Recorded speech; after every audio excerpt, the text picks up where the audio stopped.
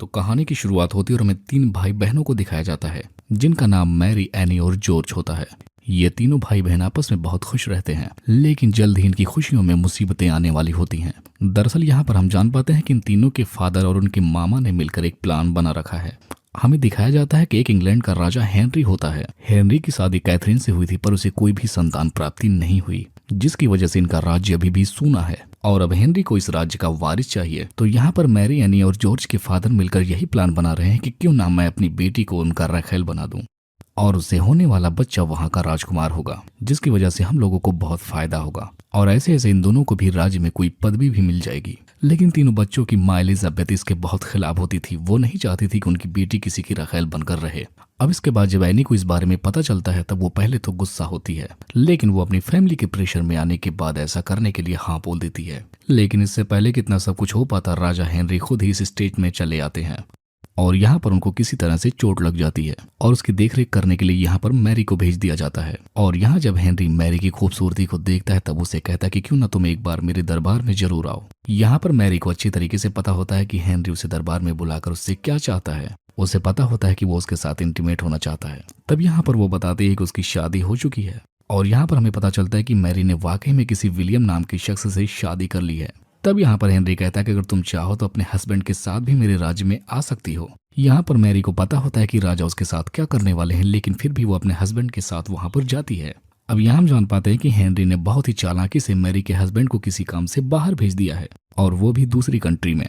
अब इसके बाद हमें दिखाया जाता है कि मैरी अब हेनरी की रखेल बनकर रह रही है और अब यहाँ रहते हुए मैरी काफी ज्यादा राजा के साथ इंटीमेट होने लगती है और कुछ ही दिन गुजरते गुजरते उसे राजा से प्यार भी हो जाता है। और यहाँ पर अब मैरी का सपना होता है कि वो यहाँ पर रानी बनेगी, जिसके बाद हेनरी उससे शादी भी कर लेगा और इसी वजह से वो अब प्रेग्नेंट भी हो जाती है। और जब वो एक लड़की को जन्म देगी तब हेनरी खुशी में आकर उससे शादी कर लेगा। और इसी बीच एनी ने भी एक ऑफिसर से शादी कर ली और इस बारे में उसने अपने भाई जॉर्ज से बताया। तब जॉर्ज से ये बात पची नहीं और वो जाकर अपनी बहन मैरी को भी ये बात बता देता है। और जब ये बात मैरी को पता चलती है तब उसे बहुत ही गुस्सा आता है, क्योंकि वो जानती है कि अगर ये बात सबके सामने आ गई तो उनकी फैमिली की रेपुटेशन काफी खराब हो जाएगी। जिसके बाद उसने ये बातें अपने फादर और अपने मामा से बता दी और इस तरीके से अब मैरी और उसके घर वालों के प्रेशर में आकर एनी को अपनी शादी से डिवोर्स लेना पड़ता है और इसके साथ साथ एनी को अब फ्रांस भेज दिया जाता है। इधर हम दूसरी तरफ देखते हैं कि मैरी अब एक बच्चे को जन्म देने वाली होती है और राजा हेनरी ये सब कुछ खबर पाकर बहुत ही खुश रहता है और उसे इस बात की खुशी है कि उसे जल्द ही एक वारिस मिलने वाला है।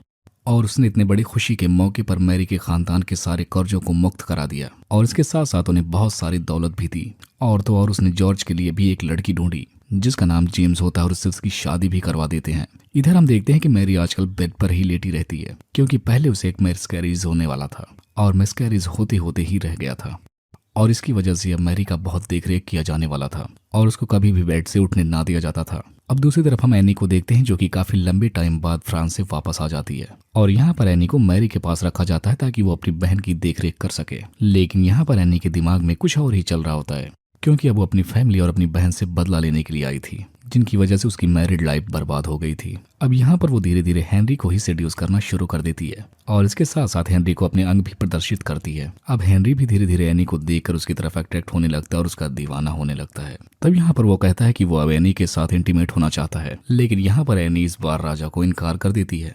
यहाँ पर एनी कहती है कि अगर तुम्हें मेरे साथ ऐसा कुछ करना है तो तुम्हें थोड़ा वक्त इंतजार करना होगा। अब थोड़े टाइम बाद हम देखते हैं कि मैरी ने एक बेटी को जन्म दिया है, लेकिन इसी वक्त एनी हेनरी से मिलती है। यहाँ पर वो उसे बताती है कि ये बच्चा तो नाजायज है और एक नाजायज औलाद भला इस राज्य का कैसे वारिस हो सकता है। और हेनरी को भी ये बात सही लगती है और इस तरीके से एनी की बातों में आने के बाद वो राजा मैरी को अपने राज्य से घतेड़ देता है और तो और उसने उस बच्चे को भी अपने साथ ही ले जाने को कहने लगा। अब इसके बाद मैरी काफी डिप्रेशन में चली जाती है और उसके साथ उसका दिल भी टूट जाता है और उसकी फैमिली जो बसने वाली थी वो भी बसते बसते उजड़ जाती है। अब जबकि मैरी को हेनरी ने भगा दिया है तब वो उसकी बहन एनी के पास जाता है उसके साथ इंटीमेट होने के लिए। तब यहाँ पर एनी राजा से कहती है कि पहले हम दोनों की शादी हो जानी चाहिए ताकि शादी से जो बच्चा होगा वो जायज हो और इस राज्य का वारिस भी बन सके। अब इसके बाद हेनरी का पारा ऊपर चढ़ने लगता है, क्योंकि वो काफी लंबे टाइम से इसके साथ इंटीमेट होना चाहता था, लेकिन वो ये मौका हमेशा मिस कर दे रहा था क्योंकि एनी उसके सामने एक नई शर्त रख देती थी। जिसके बाद अब हेनरी काफी गुस्से में आने के बाद एनी के सारे कपड़े उतारने लगता है और यहाँ पर उसका जबरदस्ती रेप कर देता है। अब यहाँ पर हेनरी तो राजा होता है और उसके इस क्राइम पर उसे कोई भी सजा नहीं दी जाने वाली थी। और इसके बाद एनी भी अपना मुंह बंद कर लेती है और अब अपनी फैमिली की प्रेशर में आने के बाद एनी को हेनरी के साथ शादी करनी पड़ जाती है। अब थोड़े ही टाइम बाद एनी एक बच्चे को जन्म भी देती है और ये बच्चा उसके साथ हुए रेप की वजह से ही पैदा होता है। लेकिन फिर भी एनी को उम्मीद है कि ये बच्चा इस राज्य का राजा बनेगा और वो खुद भी तो रानी बन ही गई है। अब यहाँ पर एनी जब होती है तो उसकी देखरेख के लिए यहाँ पर मैरी को भी बुलाया जाता है। लेकिन यहाँ पर हमें पता चलता है कि एनी ने जिस बच्चे को जन्म दिया है वो लड़का नहीं बल्कि एक लड़की होती है और हेनरी ने उम्मीद की थी शायद उसे लड़का होगा, जिसकी वजह से वो एनी से काफी खफा हो जाता है। अब एनी हेनरी को मनाने के लिए आती है, उससे कहती है कि हमारी बेटी काफी ज्यादा हेल्दी है और इसके साथ साथ वो बहुत खूबसूरत भी है। लेकिन अब हेनरी को एनी में कोई भी इंटरेस्ट नहीं था और ना ही उसके बच्चे में, जिसके बाद वो इन दोनों को यहाँ से भगाना चाहता था।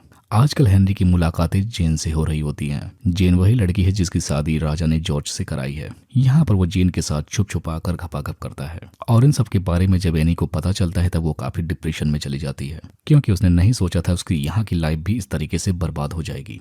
कुछ महीने पहले ही हेनरी एनी के साथ इंटीमेट हुआ था और वो अब फिर से प्रेग्नेंट है और एनी को लगता है कि अगर इस बार बेटा हो गया तो शायद उसकी लाइफ फिर से बदल सकती है। लेकिन अचानक से एनी की तबीयत काफी खराब हो जाती है, उसकी बॉडी पार्ट से ब्लीडिंग होने लगती है जिसकी वजह से उसका मिसकैरेज हो जाता है। अब इसके बाद वो काफी परेशान होकर डिप्रेशन में चली जाती है और अपने भाई को बुलाती है और वहां पर वो उसके साथ इंटीमेट होने के लिए कहती है ताकि वो उससे होने वाले बच्चे को बता सके कि वो हेनरी का बच्चा है, ताकि वो उसे उस राज्य का राजा भी बना सके।